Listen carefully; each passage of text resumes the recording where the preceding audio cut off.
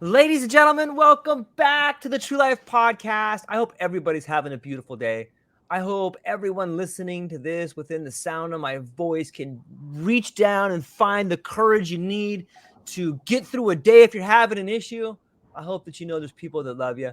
And I have a great show for you today. I have an incredible guest that I believe is going to be incredibly fruitful to talk to, and I'm really excited about it. The one and only Lyubov Yusufova, and she is a consciousness and psychedelic researcher. She's familiar with the Vedanta tradition. She's clinical. She is spending her time as a clinical psychology doctoral student at the California Institute of Integral Studies. Currently 1 year with the Isha Foundation. Congratulations on that, and congratulations on the poster that you presented on the phenomenological study on ego-transcendence. I think we're going to get into a lot of incredible things here. I'm super thankful that you're spending some time with me today. How are you today? I'm doing great, George. Thank you for having me. Yeah, the pleasure is all mine.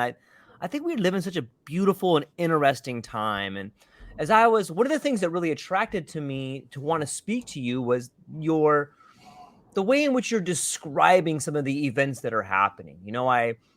One little blurb that you had written down that I was like, oh, this is fascinating, was that you had written down that after 5 years of neuroscience research in mouse and computational models, your meditation practice acquainted you with a nature of mind far beyond the confines of highly operationally defined variables. Maybe you can unpack that a little bit for some people. Okay.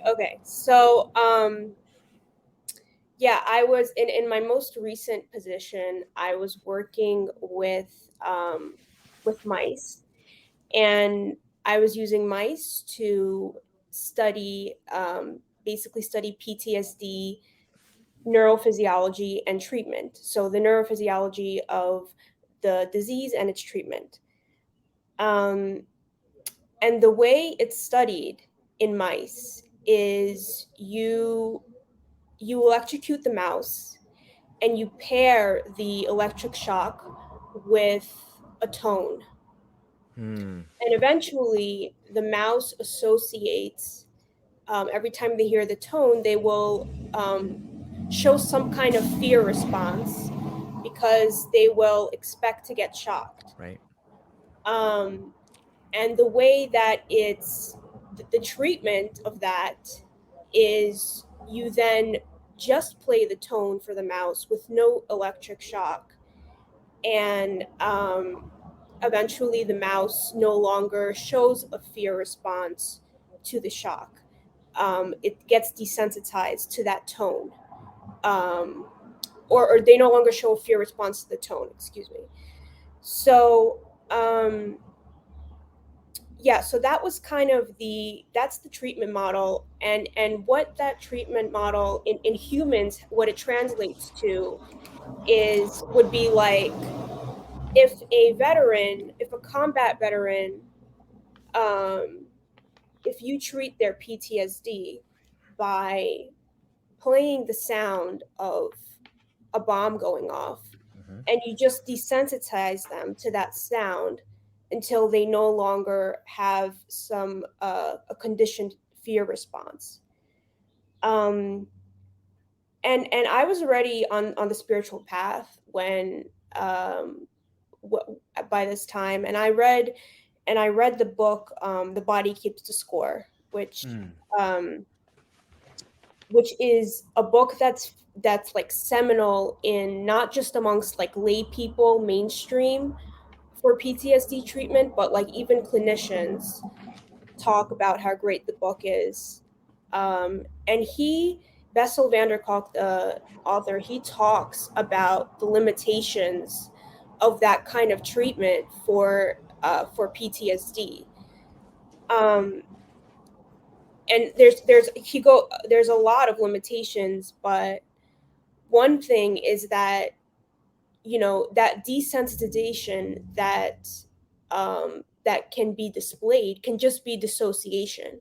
So the person that is may not be showing any kind of response to something that would normally elicit fear, it's not that they're treated, it's just that they're dissociated. Hmm. Another limitation is that it's not just, there's more emotions that underlie PTSD than fear. There's shame, right? Yeah. There's anger. And he said that the reason why it's called The Body Keeps the Score is because he says that the trauma is stored deep in the body, um, on a level where like cognitive behavioral therapy doesn't always cut it, Right. because it bypasses that. It's just so stored so deeply in the body that it bypasses um, that kind of treatment. And it's just like the treatments that we have fallen short of expectations. That model of PTSD treatment has fallen short of expectations, you know. Even though it's considered the gold standard and evidence based, um, you know, it's not cutting it. um, so that was kind of, I would say, that was kind of the eye opener for me, in terms of how reductionist that approach was, and how it just wasn't, it just left me feeling unfulfilled because of that. Man, it leaves me unfulfilled listening to that. Like you almost need a treatment from the it's almost like Harlow's monkeys meets Pavlov's dogs. You know what I mean? Like that is, it's kind of sad to think about that this is the research we're doing in order to heal people. How can research that harms people in fact actually heal people? It's, okay, I'm kind of bird walking there, but Yeah, yeah, it's crazy to think about, right? yeah, and it is based on the Pavlov dogs experiments. It is exactly that. It's conditioning. Yeah. um and and yeah, it's very weird because it's like I said, it's the gold standard, and it's considered that it's been replicated so much, and it's like we can trust it. But you know, if you speak to anyone, like you've had Randall on your show, like if you Yeah. speak, like this treatment has just fallen short of expectations, and it's why MDMA and psychedelics are considered such a breakthrough treatment now. um but yeah, and when I was on the spiritual path, another insight I had was, there's this great quote that, like, man himself will not find peace until he includes all beings as himself. And I was just like the irony, because we're I mean, you have to breed these mice, and not Right. all of them are Right. used in experiments. A lot of them are just end up euthanized. So you're breeding all these mice, you're hurting them, and the irony is that it's all for the sake of helping humans, right? Attain what? Happiness and Right. peace. And the irony is that, I remember just having this spiritual insight once that was like, well, you know, the way to get that happiness and peace is by connecting with all beings, and and learning that connection, and opening your heart in that way, not by harming them. um so that was another insight I had into that. And i just remember um I just remember Ram Dass. You know, he was in academia, and he was a psychologist, you know, and he had it all. He had, Yeah. like, he said he had the corner office in Harvard. He had the motorcycles. Um, he had it all, and he, even before he got fired for the whole psychedelic scandal, he said that he just lost interest in what he was doing. He said it just felt like meaningless fluff, because um and he was working with humans, like he was studying personality. But he Yeah. said, like, his colleagues were all like, supposed to be experts in psychology and human behavior, and they themselves were not evolved, they themselves were not living lives that were fulfilled. And and he just um and he just couldn't, he just felt like they weren't doing enough that mattered, that was moving the needle in any way, that was meaningful enough. And that's why they had to be fulfilled with the status and the positions and the cars and the that's why it was there was a lack of doing anything that really mattered. So even before he got fired, he was like, by the time he got fired, he was like totally okay with it um because of that. And so that was something that really resonated with me, his story. So yeah. Yeah, it's so true. And maybe this is why spirituality has sort of been cut off from science, is because once you begin understanding some avenues of spirituality, you start thinking like, what are we doing with science? Jesus Christ, what is this? Like, why are we doing this? And then they're like, hey, get this spiritual person out of here, man. You're messing up the system over here. Don't you realize how much money you're going to make? Like, it just seems, and it kind of seems that what we're seeing now with this sort of, reimagining science and spirituality together, we're seeing a lot of this. Like, hey, what are we doing? Why is there so much PTSD out there? Not only with soldiers, but with people that are truck drivers. Like, what is wrong with our society? And I think that you can see a large part of what's wrong with our society just in the experiments that we're doing. I guess that kind of speaks volumes of you had a bit of pilgrimage yourself. Like, you went and lived in an ashram for a year and bridged this gap between science and spirituality. What's that all about? Yeah. So Ramdas also when it was like, I don't even know, it was crazy because I remember telling my family, like, several months before I went, I was like, I'm gonna go to an ashram, like, you'll see. And they didn't believe me. They were like, no, you're not. Like, what? And then yeah, and then I started listening to kirtan music, which is basically like these Hindu devotional chants. um so that was like all I was listening to. I stopped listening to mainstream music. Then I bought a mala and I started doing the chanting. And then I they say your guru always finds you. You don't find your Mm, guru. And I was on YouTube one day, and what came up on my like For You page was a video of Sadhguru on the Joe Rogan mm, podcast. right? And I just clicked on it. I was like, okay, this is interesting. Like, this is not someone who I would expect to see on this podcast. So I started watching, and there were just things he said that really resonated with me. One thing he said was, um, he was like, if Joe Rogan was like, yeah, people, they were talking about how people don't really believe in the concept of heaven anymore. And Joe Rogan was like, yeah, like, it's religion, it's caused all these problems. And Sadhguru said, he was like, how do you know you're not in heaven and just making a mess of it? How do you know you're not already in heaven and you're just making a mess? So he said that, um, and then he was like, yeah, you can do yoga, but if you really want to know the source of creation, like, come to the ashram.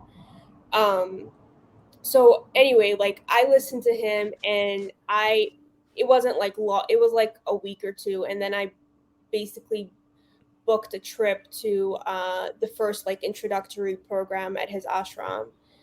um and I left my job where I was electrocuting and killing mice. And yeah, and when I went to the ashram, like, it was, we were talking about intuition before we started Right. recording, and I had this intuition that, like, what I'm doing seems risky to the outsider right now, but I just knew that I wasn't going here just for myself. Like, I knew that one day I was going to use what I learned at the ashram to help other people. And I took a stack of notebooks with me to take notes. And so, yeah, so I had that intuition. And, you know, you're basically training your mind. At the ashram, you're just training your mind all day. in various ways, whether it's the postures, the asanas, the breathing, the pranayama, dhyana, meditation. So, and you're training your mind to be one pointed. And the interesting thing about that is that the the the one pointedness of mind has been is correlated with uh, default mode network deactivation, which is what you see in psychedelic states and people who are expert meditators. So there's something about so there was that overlap of psychedelics and training your mind to be one pointed via meditation or any other contemplative practice. So, and I was, of course, expecting to see and experience mystical consciousness, but I was really surprised to see how how similar it looked to psychedelic states, but in the most brutal way. Like it's like these intense emotions, this purging, this your body shaking, quivering, like and it's but it's also followed, of course, by these blissful states. um and what that is the kundalini rising.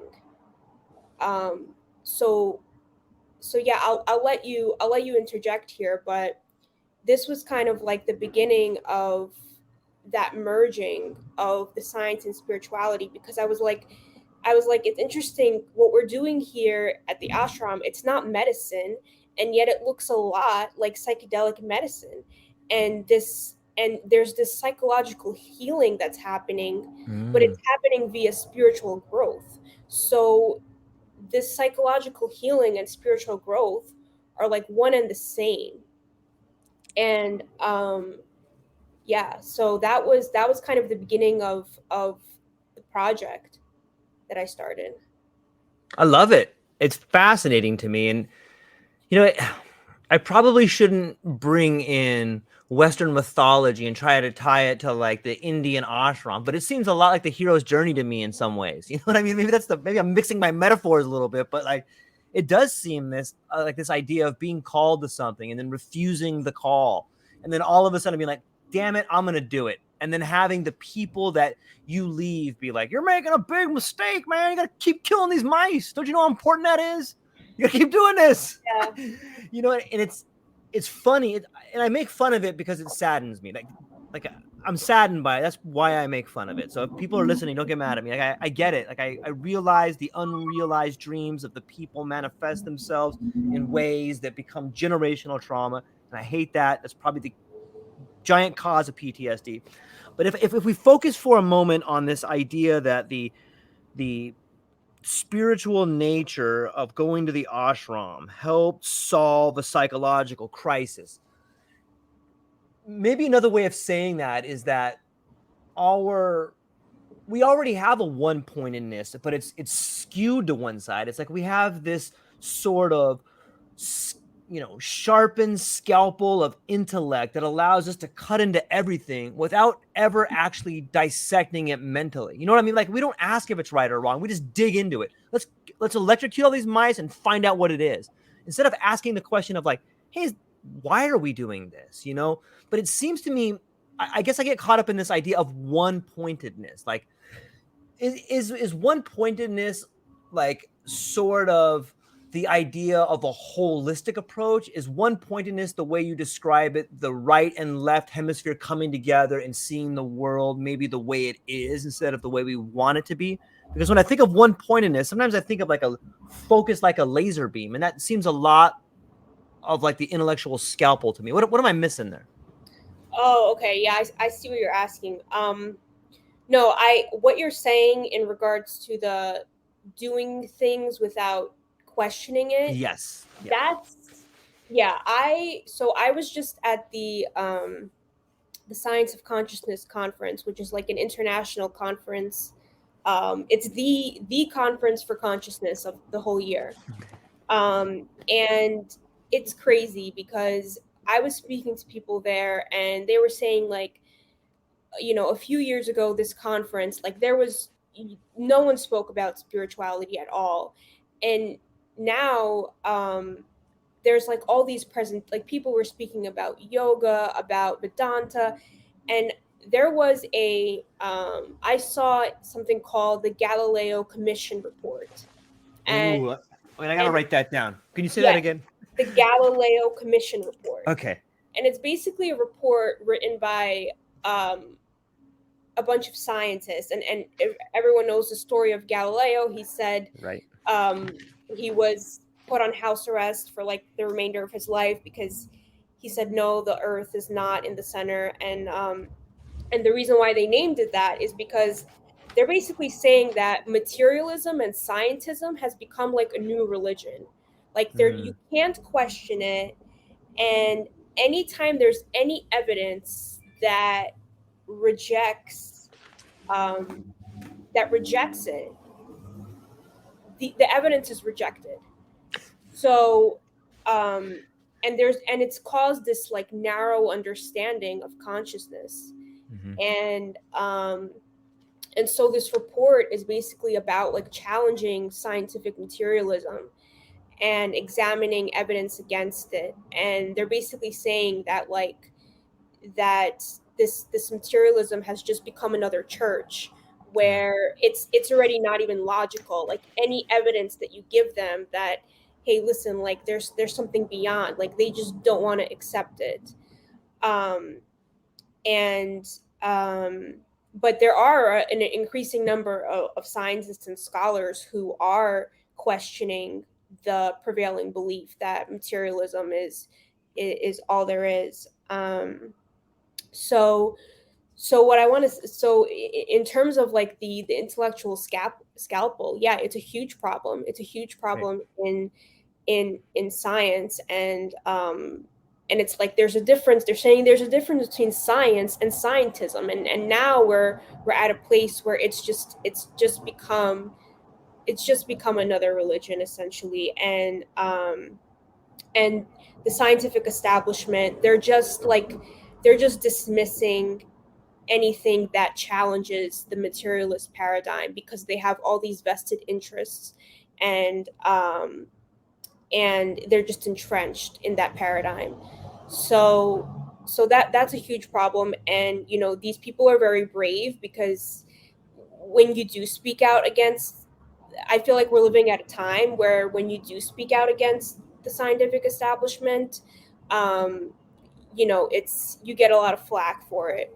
So, Yep. but there are people doing that, and I respect it a lot. But in terms of the one pointedness of mind, so that what that is just like, when you're meditating, right, you want to exclusively have your mind on a single object, whether it's your breath, whether it's this the third eye right here, um and there's kind of two, and you kind of have to cultivate that concentration in order to achieve the final goal of yoga, which is union with God. um so the one pointedness of mind is referring to that. It's referring to being able to see an object. Your concentration and your mindfulness has to become so good that when you're looking at an object, you're seeing it in its true form. Like there's no you're not projecting any of your Mm, concepts onto it. You're seeing a tree for it, and it becomes so you're seeing it in such true form that they say you become one with the object. um that's why they say like something like telepathy is possible. When you train your mind enough, they say there's something called cities. Cities are like superpowers basically, and you can like Ram Dass's guru, Neem Karoli Baba, he would like read Ram Dass's mind, and he would be blown away because he came from the West with this rational perspective of how things are supposed to be. But that's essentially like you are so one with whatever you're looking at that you can see right into it. You become it. Like you become it. Like I, someone with this city can look at you and become George to the point where they can see and feel and understand your entire experience. And that's essentially what one pointedness of mind does. I love it. It's interesting to, well, if I take it back to the beginning of some of the things you were saying, when we talked, just briefly going back to this idea about speaking out about science, it reminds me of the classic quote that Gandhi had that said, first they ignore you, then they laugh at you, then they fight you, and then you win. And it seems like we're pretty close to winning right now if they're beginning to fight us. So it's fascinating to think about it from that angle. On the one pointedness, there are tons of, it makes a lot of sense because you find people who are on the spiritual path and it's a lonely path. So even though you begin to develop these spiritual skills or you begin the road to one pointedness, you have to leave everybody behind on some level. And then it's kind of sad, but you can see why people go to the ashrams, or people find themselves in monastery that are usually sometimes in secluded areas and stuff like that. It kind of is fractal in a way, if that makes sense. Like you begin to see the practice as the same sort of lifestyle. And it's weird how those things begin to match up when you start looking at it from that angle right there. It's fascinating. I'm really proud that and excited to talk to someone who's on a path like this and who's had the courage to do it. And maybe can you explain, like, what was it that allowed you to, did you see something happening? Was it the experiment? Was it the lifestyle you were living? Like, what was it that made you have the courage and the fortitude to make a change in your life to do that? Because I'm sure it wasn't easy, right? Um, it's like if it's like I feel like it was a lot easier than Looking back. like well, I was like saying earlier, it's very weird. It's almost like something was putting me on this path and giving me the courage because out of nowhere, I'm like, yeah, I'm gonna go to an ashram. Then out of nowhere, I start listening to kirtan music. Like I'm literally just listening to kirtan. I stopped listening to all mainstream music, and then I buy a mala, and so it's like it's all these. It was just I was just so drawn to that, and yeah, it is such a different lifestyle. I mean, our lifestyle is so not conducive to being happy and being happy and at peace. You recently had Anya on your show. I listened, and like everything she was saying is just so spot on. And you know, this science and technology stuff, like it's just so ironic because it's supposed to make our lives better and eradicate suffering, and it's kind of only bringing more suffering. There's this great book by Huxley who also wrote Mm, Doors of Perception. He was a mystic, and he wrote this book in like I think it was like the 30s, Brave New World. mm, Um, and in that book, it's like a future dystopia where where people are no longer like, instead of saying oh god, people worship technology and science to the point where they no longer say oh god, they say oh Ford, like Ford, like the car. And it's just like all these different, and you no longer reproduce, you reproduce in the petri dish right. basically. Like everything is, and it's such a reflection of what's going on right now. And there's just, but there's no suffering. Like they have a pill for, I think it's called like soma. If you Yep. feel any negative emotion, you take soma and you're good. And but people are just so miserable and disconnected from each other. um and I think it's like it's such a reflection of what's happening now. And yeah, like our lifestyles are not conducive. You know, when I'm at the ashram, it's just so different. Like everything is, it's just such a mindful way of life. um and you realize how much mindfulness impacts your well-being. um yeah I I don't know. It's like it's hard because I don't want to like, it's always like risky to speak out about science and technology, like because it's like, oh, it's the thing, right? But it's like I don't know, like everywhere it's like mental health crisis, mental health crisis. But then Apple just came out with these goggles, Right. and it's just like, well, you know, what are you doing for the mental? You're making it worse. Like I don't get, they don't realize you're making it worse. um and I just feel like the materialism, that whole paradigm of living, chasing happiness and peace through that paradigm, Sadhguru calls it like, it's like trying to taste something through your ear. Like you like, it's not the, you'll never find happiness and peace through anything material, anything outside of you. You will never, it's just not there. um and the irony is just that people keep it's like a rat race, or you know, they're on that hamster wheel, but and they just can't come off. Yeah, there's so much. Really well said. Thank you for that.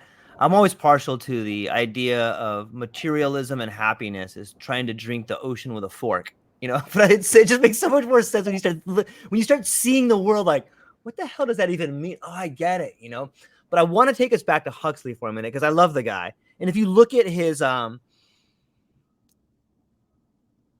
collection of books that he's written and you look at them from a lifetime basis, the way in which he produced them, from how he lived his life and the age that he wrote them, you know, you have like a perennial philosophy, the doors of perception, Brave New World, and then the island at the end, which is like the the what it can be, I think. But if we talk about Brave New World for a moment, you know, let's take the idea of soma as ketamine, right? Because you talked a little bit in the beginning of this conversation about the experiments that you were doing by electrocuting mice and trying to solve the problem of PTSD. And ultimately, if I remember correctly, we were talking about it being disassociative. You're not solving the problem, you're just disassociating from it so you can continue to go on.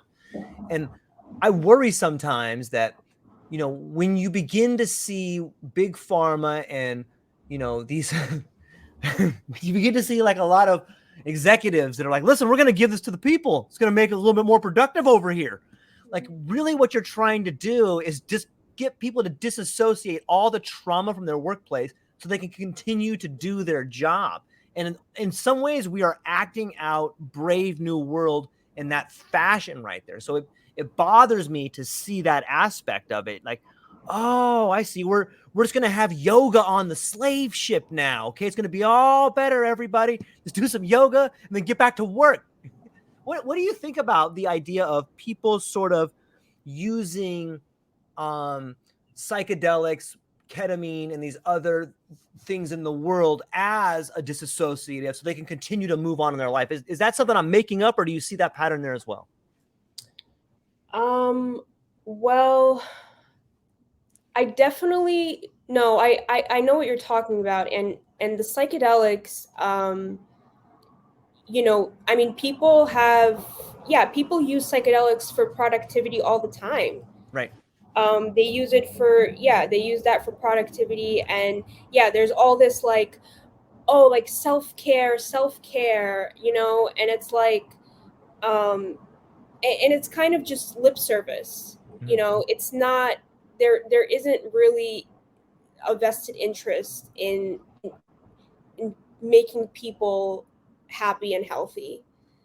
um you know, I don't know if I would liken soma to ketamine. I would more liken it to like a benzodiazepine, maybe, Maybe an because SSRI as well. yeah, or even, yeah, SSRI, because I mean, ketamine, at least, there is some, you get in touch with emotions and trauma. But yeah, with the soma, it's like, oh, I feel, yeah, I feel down, SSRI, it's gonna bring me up. I feel anxious, benzo, it's gonna relax me. And yeah, I don't see, like, I just don't see society making an effort to really put mental well-being first. It's like I said, like, you read a mental health crisis in one article, next article it's the Apple Pro goggles, and it's just like, how do you not see the irony in that, you know? Yeah. Yeah, I don't know if that answered your It question. totally.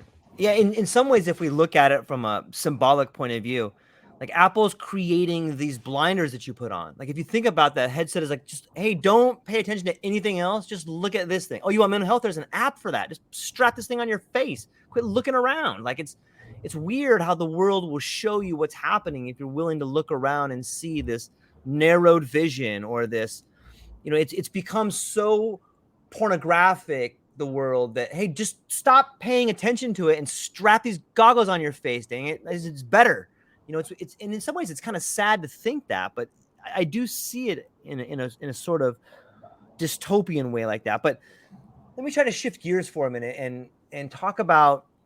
Well, Yeah, please. I also just want to say, like, it's just so missing the point of, like, recently, Jonathan, I think his name is Jonathan Potter. He recently asked on LinkedIn. He was like, why are all of these psychedelic stocks failing? Like, you wouldn't think that they would be failing, Right. given how much hype there is around it. And I kind of just said as a joke, and everyone liked the comment, but I was like, I think it's like the omnipotent plant medicine spirits that are picking up on the bad vibes in the industry, and they're like, you don't deserve the sanctity of this medicine yet. Yeah. And what I mean by that is, like, yeah, it's a joke, but it's true. Like, I just feel like, again, all the apps, like, there's an app for your mental health, like, they're missing the point Yeah. of what psychedelics should be, which is, it's about community, it's about connection, it's about reconnecting with your environment and everything that's alive. And that's just lacking, and it's just, the stocks are failing because it's just not the space for it. I don't think psychedelics are meant to be in this white coat medical environment.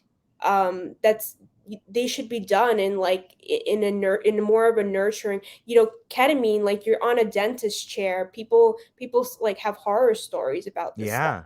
It's so I guess I am disappointed and afraid that the psychedelic industry is going to get lost and caught up in that, like, in the corporate, the money, the white coat, the medicalization of it all. Like, I really don't want that to happen, because I don't think that's what psychedelics are about and should be about.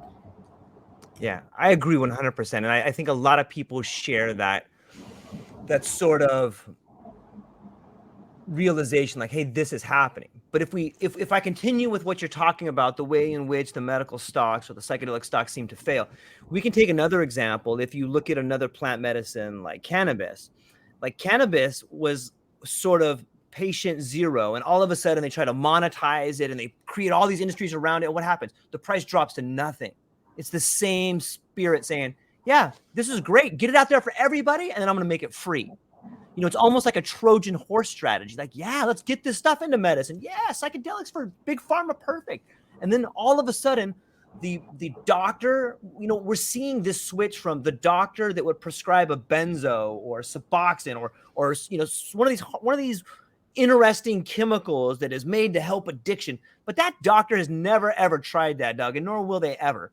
But when you look at psychedelics, you see the facilitator is someone has a real relationship with the medicine, instead of just being prescribed the medicine. The practitioner actually has a relationship with the medicine, so they know what the person is going to go through. Maybe that's what psychedelics are doing on some level, is the same way that when you take a psychedelic or an entheogen and it gets into your body and it begins to change your perspective. Maybe that's like a consciousness that's happening throughout our communities right now and throughout the world. Is if we look at our community as a body, if we look at our state as a body, if we look at our world as a body, and the psychedelics beginning to permeate that body, we see consciousness changing. Is that too big of a metaphor? I mean, it seems plausible to me, right? Like, it seems like the first kind of come up on this world changing paradigm. Oh, yeah, no, I think that's spot on. I think that when, no, because, I think we're all one Right. universal mind. We're Agreed. all one universal mind. So given that, if you when one of us raises our consciousness, elevates our consciousness, that does permeate that one universal mind, and it does elevate everyone's consciousness. So it's kind of like a domino effect in a way. So I do think that this is like the psychedelics are playing a role in that.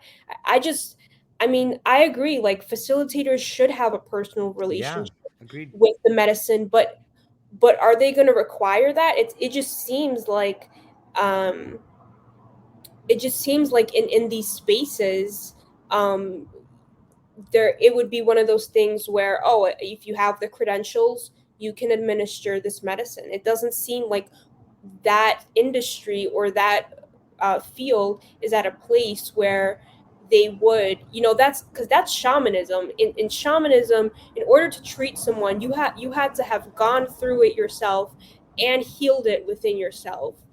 In Western medicine, Yeah. it's not like that. You get the training, you learn it in a textbook, and off you go. So I don't know, that's another concern of mine, that they're going to allow people to facilitate the medicine that don't have experience with it. Okay, so let's broaden this particular discussion. Like, yes, somebody who is going to try to treat someone with medicine should not only have a relationship with that medicine, but they should have gone through it. And when we look at the doctors today, they have read it in a textbook sometimes. But isn't that the same sort of relationship that we have not only with psychedelics, but with school, with everything? Like, and if you look at it, like, you have taken a path that has decided, I'm not going to deal. The system is stupid.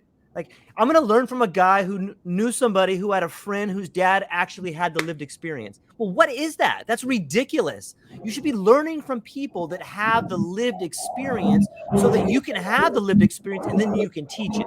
But you should not be able to teach any course, in my opinion, anything, unless you've lived it. Like, how else do you know? Like, you don't know. People sit up and they get master's degrees or PhDs for studying someone else's particular theory that never, they didn't apply anything. And I think that is why we've gotten so far off track. And I think that psychedelics are showing us that. It's like, you guys have gotten so far off the path.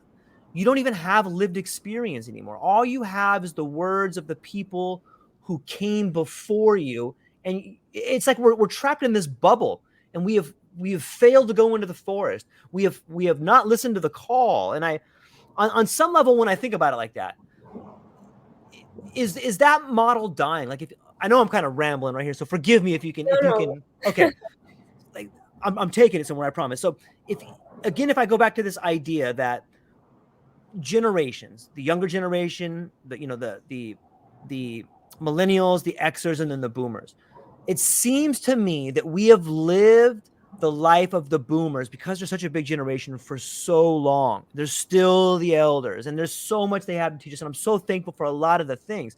However, we are outgrowing a large part of their ideas. Their ideas have constrained us in a way that have allowed us to be almost, I'm not using this word as a pejorative, but retarded in some way. Like, we can't grow because we're so confined to this narrow scope of a boomer vision, whether it's the octogenarians in Congress, the octogenarians in government, the octogenarians running tech. Like, just thank you, but it seems to me that their ideas are dying, and rightfully so. Every idea should have its time, but maybe that's a big part of what's happening here, is that part of us as a body is dying, and a large part of us, if you look at the wars that are happening, they're all boomer ideas. And so many of the problems we have today are these ideas that don't work anymore. And when you look at big tech or government, they're still trying to force feed us these ideas. These are the ideas you have to live in. Like, listen to us. But do you think that maybe what we're seeing is a generational struggle from like the Xers, the millennials, and the Ys? Like, look at the way you're speaking about science versus the way a boomer speaks about science. Look at the path you took versus the path of, let's pretend that you have a mentor at the place you were working at that hated the fact that you did what you did, right? Like, the unrealized dreams of those that came before us are somehow, we're shedding that skin like a snake does, and we are beginning to emerge as this new form. And I think that is in medicine, it's in science, it's in business, it's in this idea of money, like, but it's all changing. I know that's a shotgun out the back, but what do you think about that? No, we're definitely in a death rebirth process as a society. I definitely see it, and other people are seeing it, and I think that's why it's such a difficult time for Yes. people, because they say it's like in labor, right? Like, Ooh. labor is such a painful, like, death like process, but at the same time, um there's a birth that's happening. It's like the death and rebirth happen at the same time. Yep. And I think that's what's happening now. Yeah, for sure. I think the old ways are dying, um and I think there is a rebirth happening, and there is, like, you know I recently saw an article, like, about academia. Like, people are leaving academia. People hate it. People see how Yeah. it's just all about, like, competition and getting into a high impact journal, and low pay, and so all these institutions, I think people are seeing them for what they are, um and I think that's why they're failing. Yep. um yeah, I mean, there are like this Galileo Commission report. Like, there are scientists who are much older than I am, boomers, who do see that For there's sure. a problem, um but yeah, I do agree that we're in a critical point right now in society, in time.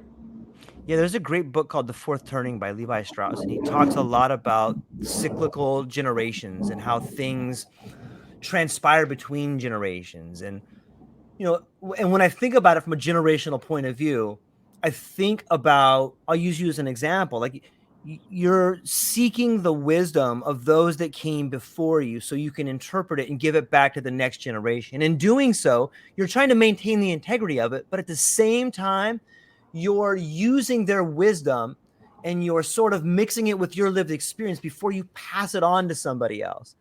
And Mhm. it seems to me that, like, that's something that people like yourself and other people that may be aspiring to become the leaders of tomorrow should be seeking out. They should be seeking out the wisdom of the people that came before you in a very powerful, in a very truthful way, and then interpreting that evidence to their life and passing it on, kind of becoming a bridge to that next generation. Because it is as much an animosity as I sometimes feel towards the older generation, I have a lot of respect for them too. And I don't mean to paint with such a broad brush that when I say boomers, like every boomer, like I shouldn't have really painted with that broad brush. But it seems to me that the ideas that came before us have been very helpful and nurturing in so many ways.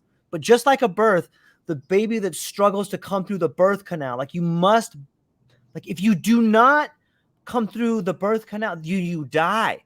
And death and childbirth is a real thing that happens all the time, sometimes to the mother, sometimes to the baby. But those deaths mean that sometimes the species won't live on. Those deaths mean that the ideas won't be carried on. And I think that is the passion with which I'm trying to speak today, is this idea that, Look, our ideas must prevail. It's sad. I get the wars and I get all this stuff, but it's necessary. Like those things are going to happen. We shouldn't be stuck in those ideas. We should be desperately trying to come up with new systems. And we need people to have the courage, like you, to, even though you probably could have had a very comfortable life staying where you were, staying in your lane, staying focused on electrocuting mice and trying to heal PTSD in this narrow fashion. You probably could have been really successful at it, whatever that word means, comfortable at it, and lived this life that was carved out in a box for you. But you chose not to. Something inside you called to you and said, no, I think there's something better. And you chose to believe in that. You chose to hear that voice and listen to it, and consequences be damned, money be damned. I'm going to follow my passion. And I think that is what other people should be looking at is, and I'm hopeful. I know that your story inspires me, and I hope that it inspires other people out there, because I think that is the path forward. And I know that's, let me shift gears a little bit and talk about, unless there's something you want to add to that. No, I think, I mean, yeah, thank you for that. But yeah, I agree that, I think when you are aligned with what you are meant to be doing, you're going to be successful. Like, there's this idea that, that success comes like in certain ways only. But I Yes. think that when you are doing what you're meant to be doing, the success will just happen. It'll just happen. And that's what happened to me. Like I think that, people were surprised that I went off to do this, and I ended up at this prestigious conference presenting research. It's like, what? But it's because I was doing what I was supposed to be doing, and what I was passionate about. And yeah. How does that feel? Like, how does it feel to take this leap of faith and probably have some naysayers around you? And maybe those naysayers aren't bad people. Maybe they are people that didn't have the faith. And so there's some resentment there. They're not bad, but how does it feel to kind of have that negativity a little bit surrounding you, and then have this alignment that you believed in happen? What does it feel like when you're at that conference and like you've kind of gotten to this spot? What is that like? Um, yeah, I mean, so the naysayers, right? Like, the thing is, like I was saying earlier, my intuition has just really, when you meditate, when you're on the spiritual path, your awareness expands to the point where you just become more intuitive, and more trusting. Um, Mm, so, and when these naysayers were like, what are you doing? I wasn't going to be like, oh, well, I can like sense the future, so I know I'm going to be okay. Like, I didn't want to say that because right. that would have seemed insane. So I was just like, that's fine. If you want to think that, I'm throwing my life away, and whatever, like, that's fine. You can think that. It's really inconsequential. Like, Mm. there is no consequence, of what you think, for what you think of what I'm doing. And of course, like, you have to, you have to have like some strength, right? Sure. Because not some people might get, and maybe this is what people thought was going to happen to me, because I seem so petite and everything, and I'm like, you can say something to me and break me, but it's like, no, just, it's fine. If you don't, if you don't see it, then it's not for you to see, it's not for you to understand. But then, and yeah, I was like, I knew I would prove you wrong, and I did. And but yeah. It's sometimes amazing to me to think how, when you truly rise above a situation, some of the emotions that you may have felt in the past, you seem to rise above, right? Like if you really are, if you, at least in my opinion, it seems to me that when you are really not bothered by someone, like you can't really feel anger towards them. You can't really feel resentment towards them, right? Like even though they may have said some things that were aimed to hurt you, or maybe even they try to hurt you, rising above those sort of emotions. Would you call that surrender? Oh yeah, absolutely. I think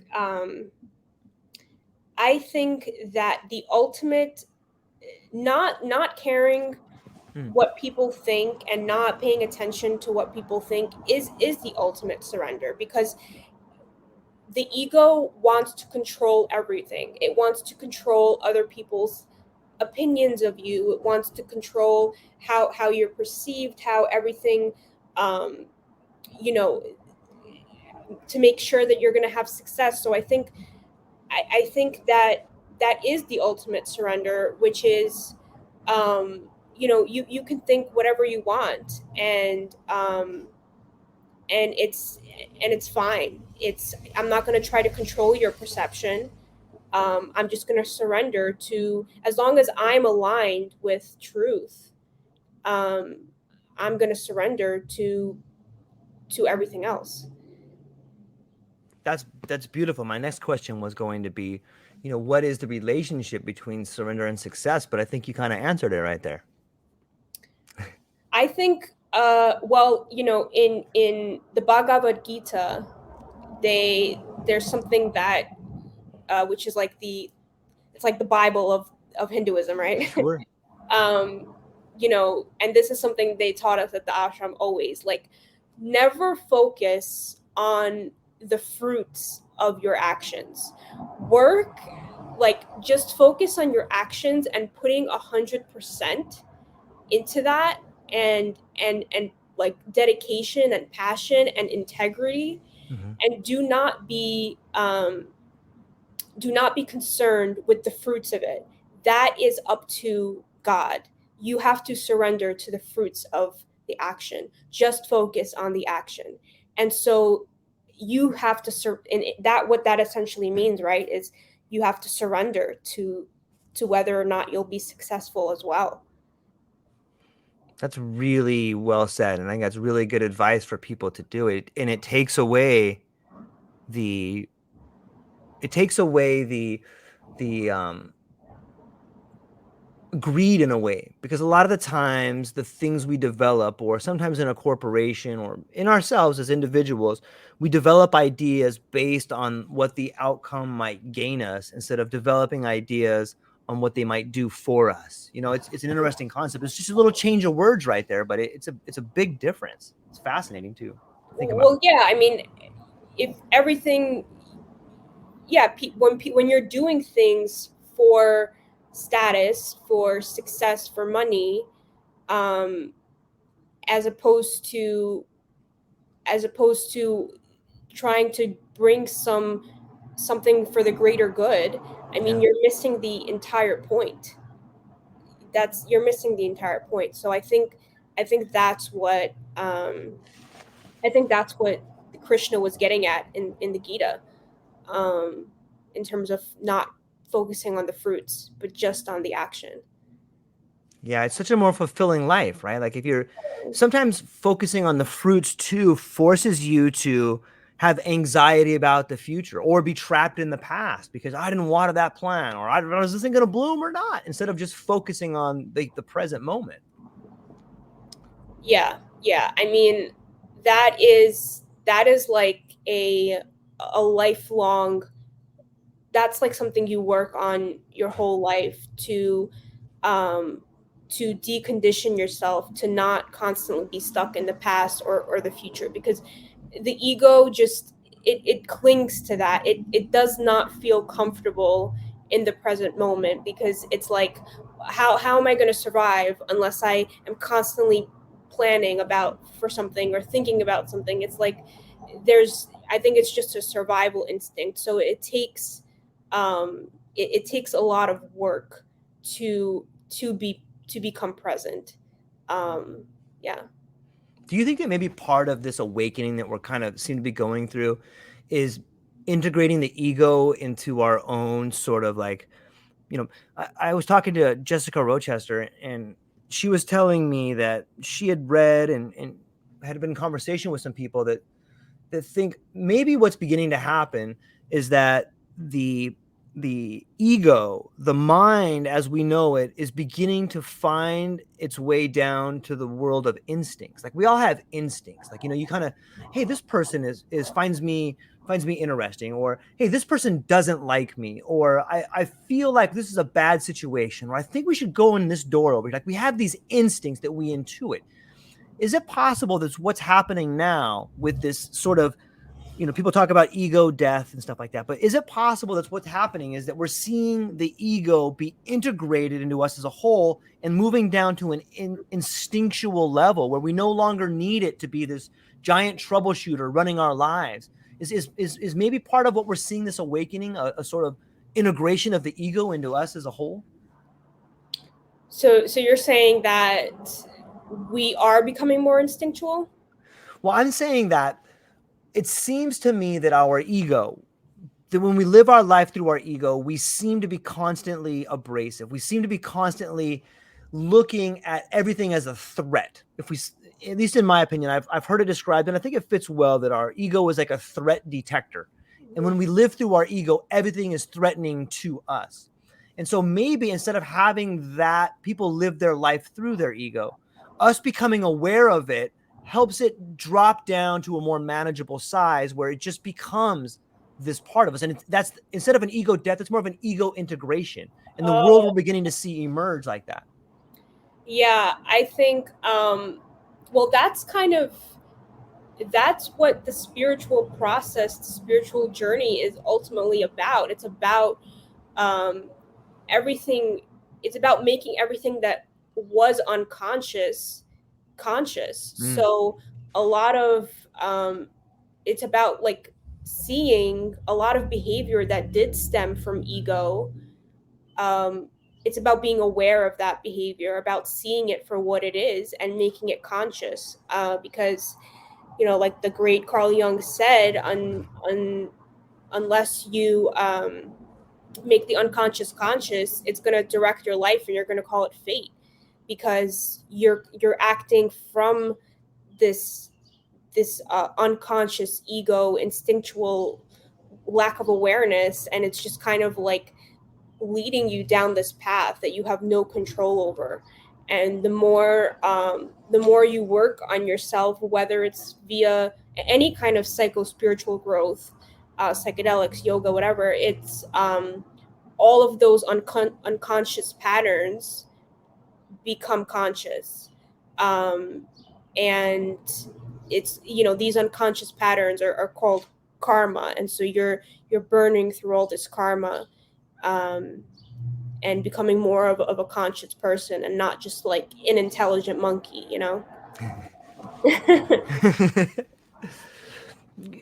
I was reading through some of your bio too, and you talk about comparative mystical experience. Like, what is that? Is that just different mystical experiences from different cultures, or is that what? Maybe you can explain that a little bit. Yeah, it is mystical experiences in different various religions and spiritual traditions. Nice. Yeah, the ego dissolution, though, is it's kind of the core of the mystical experience, right? Yeah. um yeah, and but I was just, I guess, there I think in the West, especially, when you hear mystical experience, you assume it's something blissful and amazing, and it is, but I like to say it's the best and worst thing that will ever happen to you. Yeah. um because at least in the Hinduism tradition, what's happening in a mystical experience is there's this, have you heard of Kundalini rising, I right? have. Yeah. Yeah, so there's But maybe this. there's some people who haven't heard about it. Maybe you should explain Okay, it for them. okay, yeah, so there's this energy that sits at the base of the spine, and it's coiled kind of like a snake. And as you are doing any kind of spiritual practice, and it also happens in psychedelics, um, that energy, that snake, starts to move through various like energy centers and chakras up the spine. And and it's like a purification process. So as that's happening, the chakras are getting cleared, which means that you're going to be confronting a lot of energetic blocks. And what's sitting in those energetic blocks a lot of times is repressed emotion and trauma. And it's a lot of times it's going to manifest in like crazy ways. Like it might be sobbing, it might be shaking, trembling, screaming, and so that's something that, yeah.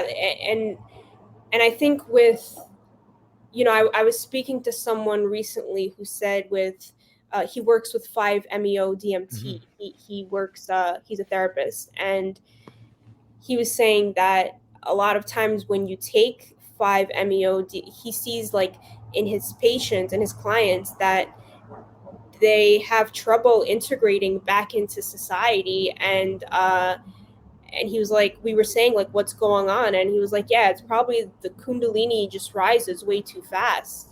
And it's just way too shocking for the system. But yeah, I'm not sure where I was getting at with that, but yeah, I think I just think there's, what I was going to say is just there's this idea that mystical consciousness is this beautiful thing, and it is, but psycho-spiritual growth, they say you don't go to heaven, you grow to heaven. So that's just something that's another thing in the psychedelic space, where it's like people have this idea that you take a psychedelic once and your whole life is changed, and that's not how it works. It's a process. It's a growth, it's a growth process, and it's not always going to look pretty. And if it doesn't look pretty, it's not because you're having a bad trip. It's supposed to be brutal. It's supposed to be brutal. it's so true. It makes me want to cry a little bit when I think about, one of my favorite authors is Mircea Eliade, and he talks about the terror before the sacred. I think it's a great way to describe a mystical experience. Is, you're just shaking in terror, like peeing your pants in front of this thing that's so beautiful because there's nothing else you can do. You're just paralyzed by fear. And it's a weird concept to think about, being paralyzed by fear in the presence of something so perfect. Like those things they're not congruent. It's like, what? Shouldn't you praise it? Shouldn't you be like amazed by it? But it seems to me that it's a great way to describe it, because there's not a whole lot of words when you see something that if you think of like sometimes we see it in the predator prey model. Like an animal will pause in fear because they know they're in the presence of something that can just destroy them. And I think that happens in the experience, the mystical experience, or sometimes in the psychedelic experiences, is that you're paralyzed because you have been forced to see the world as it is instead of the way you've always wanted it to be. And all of a sudden, for a moment, you get to be at the mountaintop and the blinders are off and you see everything. And it's I think sometimes too with the relationship that people have with psychedelics, it's this idea that you want to always be in that state. But the true nature of psychedelics should be to go to that state and then come back and integrate it into your life, or help other people integrate it into their life.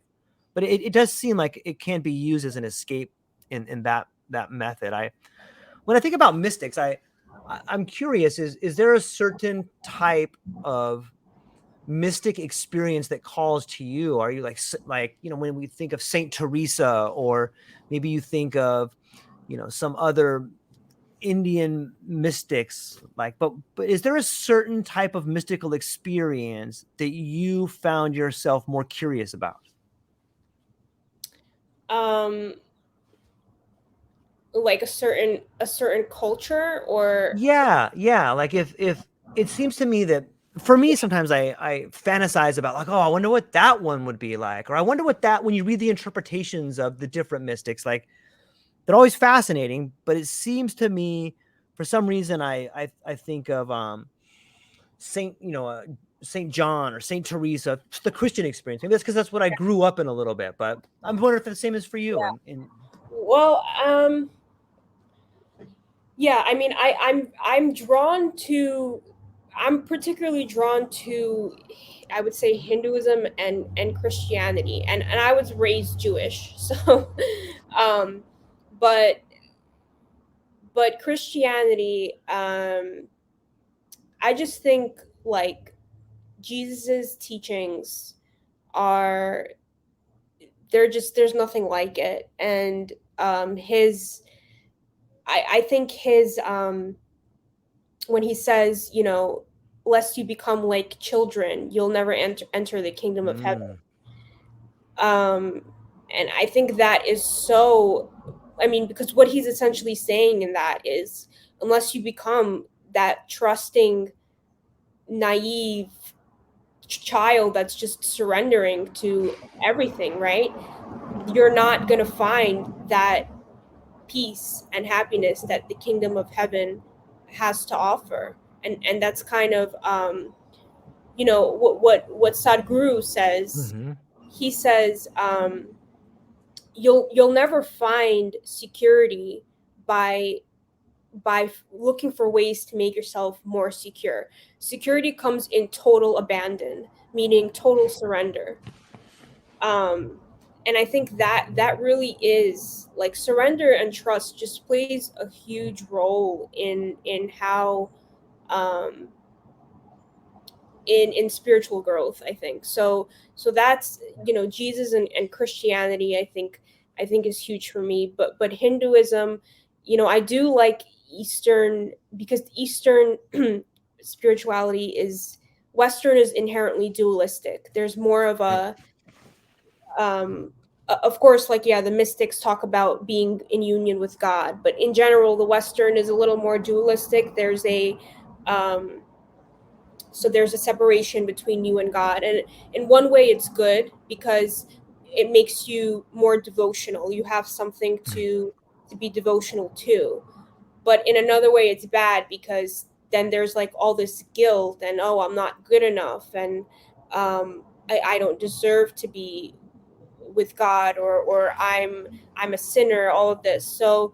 Um so I don't know. I think they're all great. I think, like, the perennial philosophy says, they all point to one truth, right? Right. So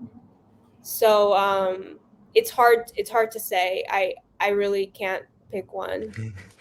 Yeah. Yeah. It's intoxicating. I love talking about it and thinking about what I can learn by reading some of their accounts and how much they speak to our lives. And maybe it's just getting to read or listen to people whose stories are inspiring. I really enjoy it. And I I have enjoyed this conversation.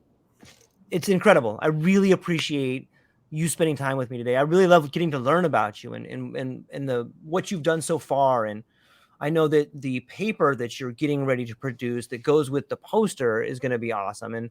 But before I let you go, is there anything else you want to touch on before we go? Is there anything else I want to touch on? No, I just, I really hope that,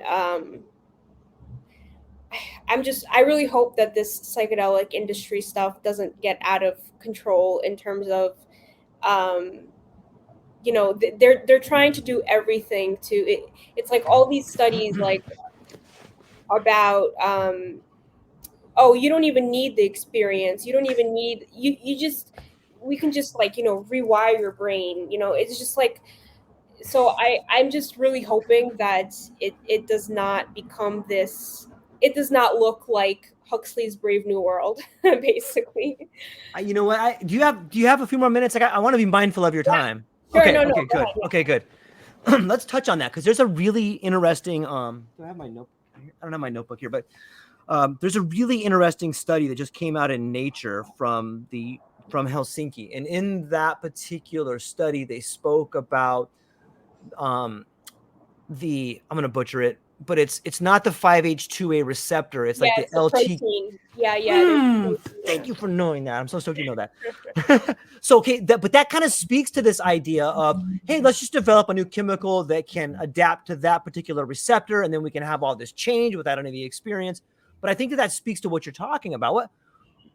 Why do you think people should be worried, and why do you think that it's a problem if the psychedelic powers or community tends to go that route of not having the experience and just having the rewiring of the brain? Why is that wrong? And maybe you could speak to that a little bit more.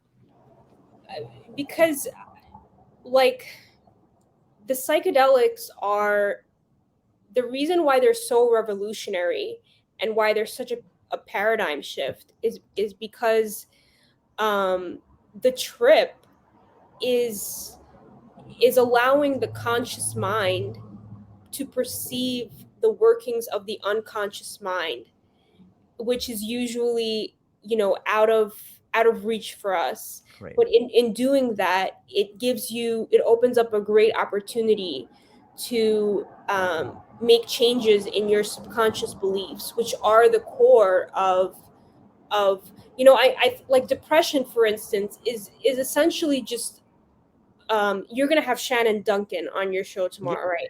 Yeah. And, well, he, I read his book, and he really explains it well. Like, what psychedelics do, what mental illness is just unexpressed pain and emotion that's just been sitting there, and the psychedelics open up a window into access into that and to process it. It's unprocessed emotion, and so I think that, and I think that if you take that away, I just think it's missing the entire point. And again, it's going back to that, like, no feeling, just take the soma. It's like they're doing everything to stop people from feeling. And I think, I don't know, this is going to get a little conspiratorial, but do it. It's like they don't, because what are psychedelics doing?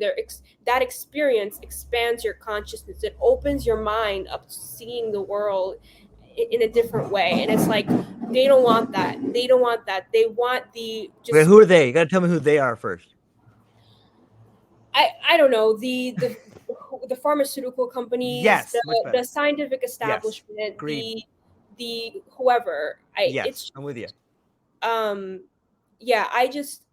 I think the experience, and they're always like, oh, well, it's just going to stop the hallucinations. But it's like, it's not about the hallucinations. It's about the emotional processing that happens on psychedelics. Like, it's not, no one's trying to, go to Coachella and see patterns and fractals. Like, that's not what it's about. It's about the emotional processing in the experience. So that's just a concern of mine. And yeah, hopefully that explained why I think it's a concern. Yeah, I love it, and I share your concern, and I I think that the majority of people do. On some level, I guess I could see, in the event that somebody had like traumatic brain injury, or they were on some sort of a defibrillator, not a defibrillator, but like on a breathing machine or something like that. Like, I could see how that particular type of Parkinson's, any type of neurodegenerative disorder, absolutely. Right. But again, they want to take away. It's like, you have to understand that these illnesses are existential in nature, and so there has to be that change in perspective, that I don't know, that there has to be that phenomenological experience of, like, where am I in the grand scheme of things? Where is my trauma in the grand scheme of things? Why did I experience this? Like, I just think I think it's necessary, and that's the thing. It's probably just like, we don't want to accept that these illnesses are existential and spiritual in nature. They're just biochemical.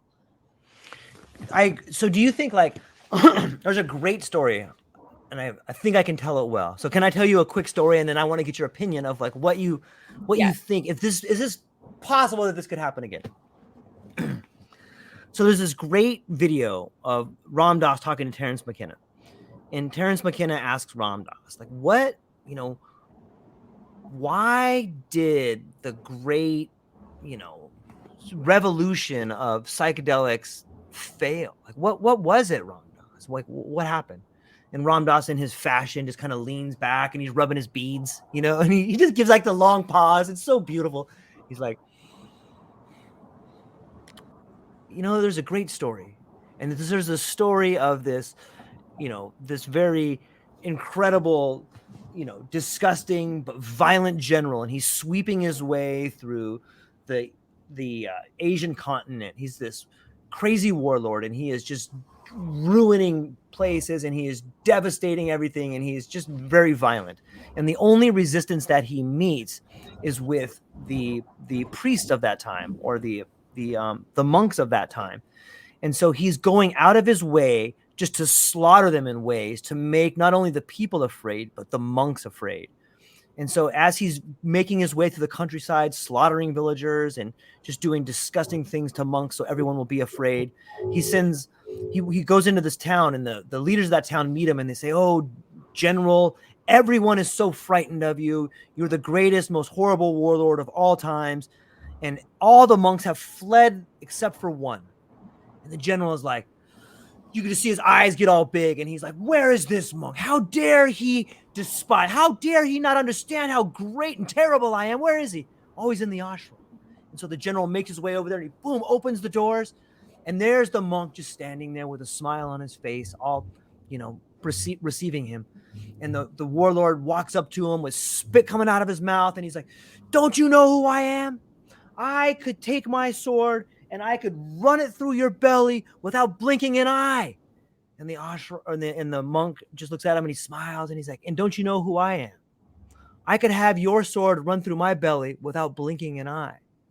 And Terence McKenna stands back, and he's just like, in his fashion, "That's a good story." And he's like, "So that's what happened?" He goes, "It seems to me that when the powers that be, when they came with guns for us, we ran for the hills."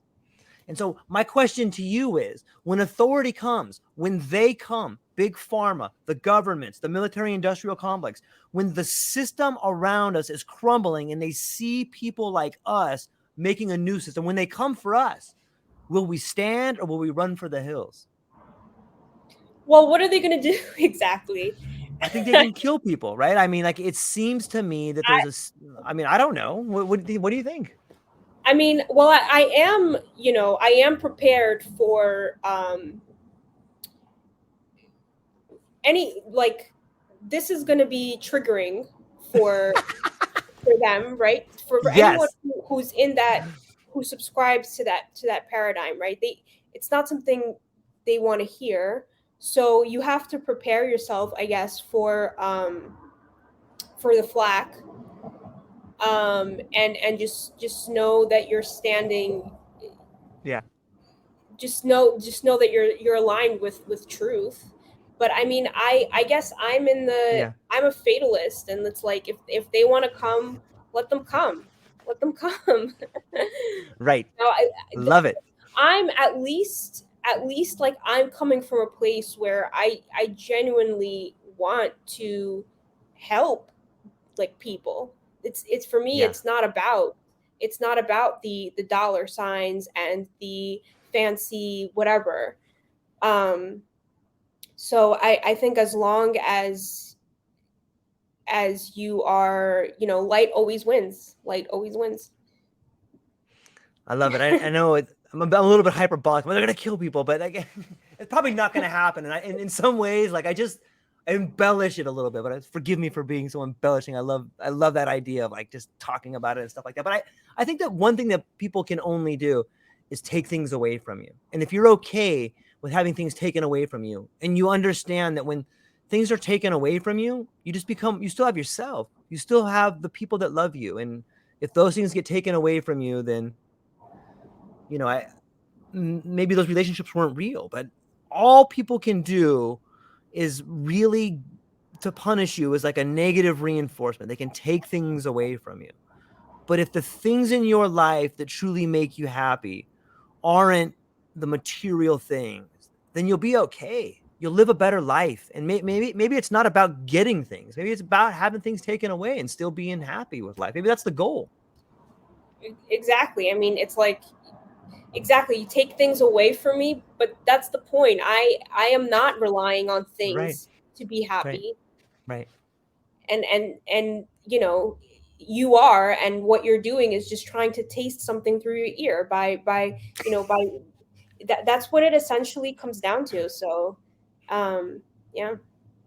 How much of I don't know the answer to this question, but sometimes I think that a large part of the problems we face today is this idea of accumulation or getting things. And if we could get people to, and I think that sometimes therapy is getting people to understand that the pursuit of getting things is driving you crazy. Just maybe let those things go, right? Does that seem to be something that runs through is that sort of like a river that runs through the world of mental illness? Is this idea that we need to grab so much and hold on to so many things?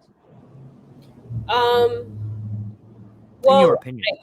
I think that, yeah, I mean, I do think that it's like the more you have, it's this paradox where the more you have, the less happy you Yeah. become. I mean, if materialism and comfort and all of that um, was a guarantee for happiness, the then you would think like a country like America would be the happiest country on in the world, and that's definitely not the case, right? There's countries where people have much Yeah. less, and they're happier. Um, so I definitely think it's a problem. Um, but it's also, again, there's a vested interest in consumerism. Mm. So you know, um, that's it's going to be hard to get people to not to want to break out of that pattern. Yeah. I love the fact that you call it a pattern. I think another, at least for me and some of the people that I know that I've spoken to, when we talk about patterns, I think about identity. I'll use myself as an example. As someone I was a UPS driver for like 26 years, but you can use this for whatever you've done. Sometimes the things that you do become your identity. And I think that that's problematic, not only for me, but for other people. Like, if you define yourself by the thing you do every day, I think it's very one dimensional. And my hope is that people would define themselves not by the one thing they do every single day, but by the relationships that they have. Maybe you're a doctor, a lawyer, or a truck driver, or a garbage man, or a nurse, or what you do is important, but it's not as relevant as the relationships you have with the people around you. You're a father, you're a wife, you're a husband, you're a daughter. The relationships you have with people, I think, are a better identifier of who you are than what you do. What do you think that's accurate? Um, yeah, I would say I would go even further than that. Okay. I would say, who are you when um when you strip away your, because you know, this is something that Sadhguru talks about all the time, which is like, your body is just an accumulation of food over the years, right? You, when George was born, you weren't born with the body you have now, but you're still George. You were Yeah. still George then, and the same thing with your mind. The contents of your mind um, are constantly changing. You don't have the same thoughts you did when you were 3 as you do now. So and that's what the spiritual process is about. It's, who are you when all of that is stripped away, when your mind, when your thoughts, when your body, when all of that is stripped away, you're just pure awareness. And that is who you are. That's who we all are, and we're all part of that one universal mind that is just pure awareness. Um, so that is what we should be connecting to. Yeah. I love it. I think it's beautiful, and I hope that more people can begin to see that. I think it's a good meditation just to think about. And if you do start thinking about who you are, whether it's reading Plato or listening to Sadhguru or speaking to your wife or your husband or just watching your kids play. I think that idea of who are you is a very fantastic way to begin to see your life in a different way. And it's very positive. Although sometimes when you ask that question, you might not like the results you get. And if you don't like the results you get when you ask who you are, that's just a way to begin changing your life. I don't know. It's fascinating to me to think about all the different ways in which we as a world are growing and to see the catalysts that are making them happen. And I think it's really exciting to see this new world emerging of psychedelic therapy and awakening happen. What are you most excited about for the future of what's happening now? I mean, I am excited about the awakening. Um, some days I'm not sure. Like, I'm not sure if it's which direction it's headed. Mm-hmm. But I always try to remind myself that it is like the death rebirth process. It's like the labor pains. We're in the Mm-hmm. labor pains right now, Sure. and all these these mental health crises and all the suffering in the world. I think that's the labor pains. So, but I am excited about it because I do think we're living in a paradigm shift, um, and I do hope that we are we are headed towards I do think spirituality is going to become increasingly popular and more people are going to seek it. I do think that's going to happen. I think it already is happening, um, because I think people are going to come to realize that it's where true happiness lies. It's not in materialism. It's just not there. Yeah, so when I think about that,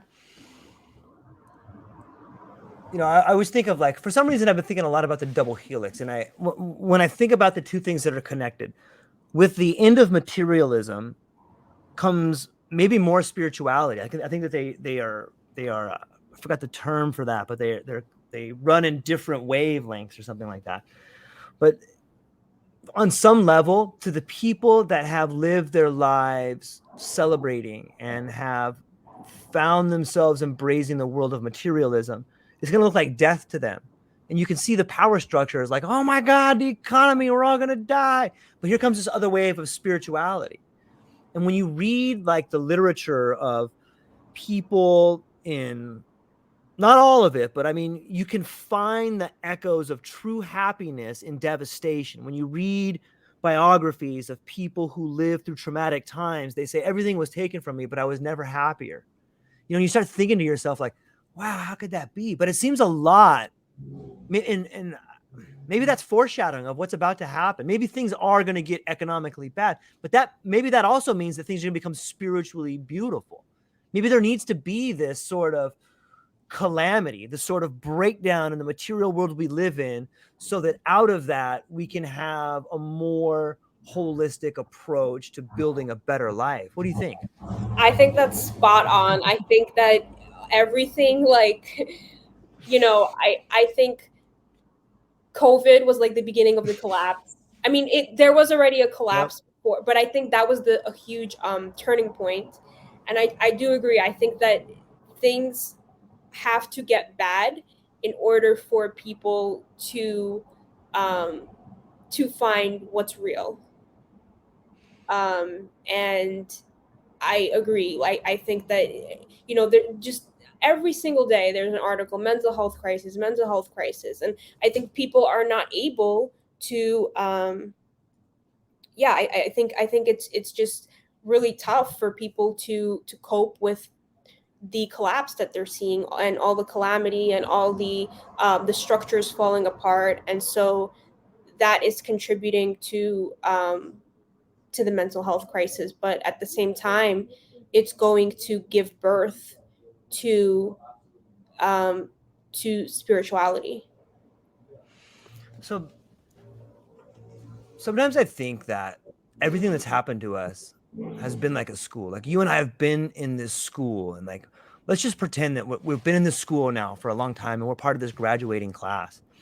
And all of a sudden, Dr. Yusufova, the economy collapses and there's people that are flooding your clinic. Like, you have hardly the resources you need, and you've been trained in psychedelic medicine, but are you prepared for the hundreds, if not thousands, of people that are going to be clamoring to get into the clinics to solve the mental trauma that's coming your way? Like, are you prepared for that?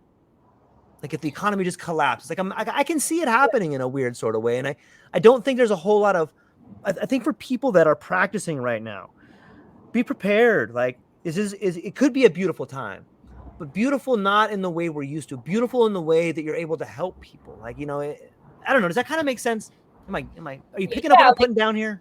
you're basically asking, am I prepared for the fact that there's going to be a lot of people seeking help, right? Is that A crazy amount, and you're not going to have the resources to do it. And like well?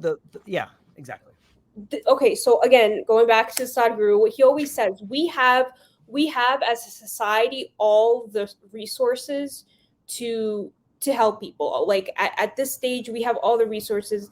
The only thing that's missing is consciousness. And so I do think that like and that's why I hope like the that people that are in power and that can make these decisions make the right decisions and don't invest money in goggles that are just gonna make people sicker, and don't like take away the what makes psychedelics so healing in the first place. Like all these things, if I think if we, with the right, it's not about a lack of resources. It's about the how people approach it, and that's what worries me. um so I hope to practice. You're gonna have Shannon Duncan on your show tomorrow, and his book really Yeah. really encapsulates what the healing process should look like. And so I just hope we don't stray away from that. Yeah. Yeah. I I think we're on the right path. When I speak to you or speak to Shannon tomorrow, or so many cool people that have such a clear vision of how they can help people. I think that is one of the most beautiful things that I see. And it's something that drives me, as like, I love the way this person sees the world. I love their passion for helping people. I love their optimism. I love the struggles that they've been into. And it shows me the depth of their character and how they can help people. And I'm truly thankful. I could probably talk to you for like another hour. I got another podcast coming up, but this is Yeah. really, really fun.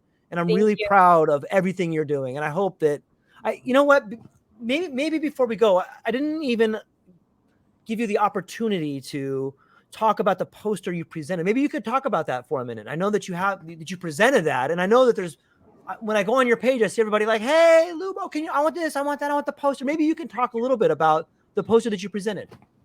Yeah, I mean, I did.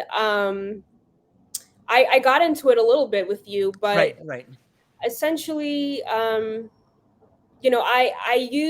got the idea to from a mentor of mine who he said to like kind of make it look like a graphic novel in a way, like to storyboard it. Mm-hmm.